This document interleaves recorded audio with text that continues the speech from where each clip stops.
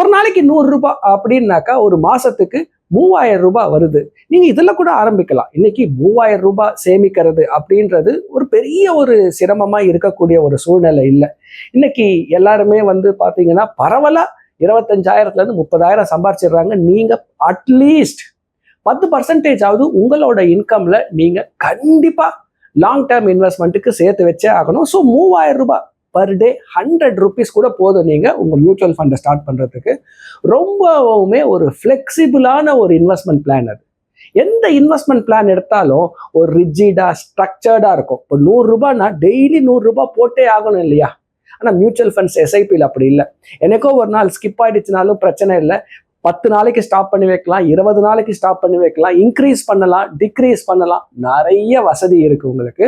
So try பண்ணி பாருங்க.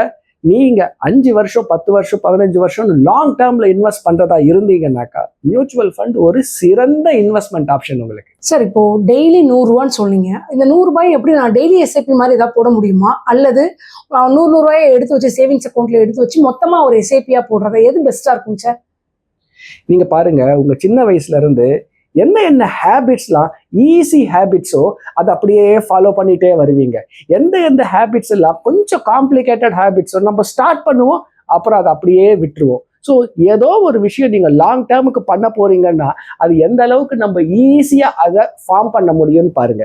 சரி, நீங்க ஒரு நாளைக்கு 100 ரூபான்னு சேர்க்கணும், இன்வெஸ்ட்மெண்ட் பண்ணணும் அப்படின்னு டிசிஷனை எடுத்துட்டீங்கன்னாக்கா இதுக்கு வந்து மேண்டேட் அப்படின்னு சொல்லுவாங்க. ECS, electronic clearing system. So ஒரு பேங்க்ல போயிட்டு இந்த அக்கௌண்ட்ல இருந்து இந்த ஸ்கீமுக்கு நான் டெய்லி 100 ரூபாய் வந்து நீங்க அந்த ஒரு ஸ்டாண்டிங் இன்ஸ்ட்ரக்ஷனை கொடுத்துருங்க. என்ன ஆகும்னாக்கா நீங்க பிசிக்கலா மேனுவலா எதுவுமே செய்ய வேண்டிய அவசியம் இல்லை. இன்னைக்கு இருக்கிற லைஃப் பார்த்தீங்கன்னா எல்லாருக்குமே ஒரு ஃபாஸ்ட் லைஃப். ஸோ நீங்க ஞாபகம் வச்சு ஏதோ ஒரு விஷயத்த செய்யணும் அப்படின்னாக்கா சம்டைம்ஸ் மறந்து போறதுக்கு சான்ஸ் இருக்கு. ஸோ ஆட்டோமேட் பண்ணிடுங்க. என்ன ஆகும், பாட்டுக்கு வந்து ஒரு சிறுக ஒரு பெரிய ஒரு வெல்த் கார்பஸ் எந்த அளவுக்கு சேரும் அப்படின்னாக்கா நீங்க சாதாரணமா ஒரு 100 ரூபாய் ஒரு நாளைக்கு அடுத்த ஒரு 25 வருஷத்துக்கு சேர்க்கறீங்கன்னா உங்களோட முதலீடு பார்த்தீங்கன்னா 9 லேக் ருபீஸ். நீங்க எடுத்துட்டு போகக்கூடிய கார்பஸ் 54 லேக் ருபீஸ். பெரிய ஒரு வித்தியாசங்க. நீங்க இன்வெஸ்ட் பண்ணதை விட உங்களுக்கு ஒரு பெரிய கார்பஸ் வந்து சேருது. எவ்வளவு சேர்க்குறீங்க? சிறுக ஒரு 100 ரூபாய் சேர்க்குறீங்க நீங்க.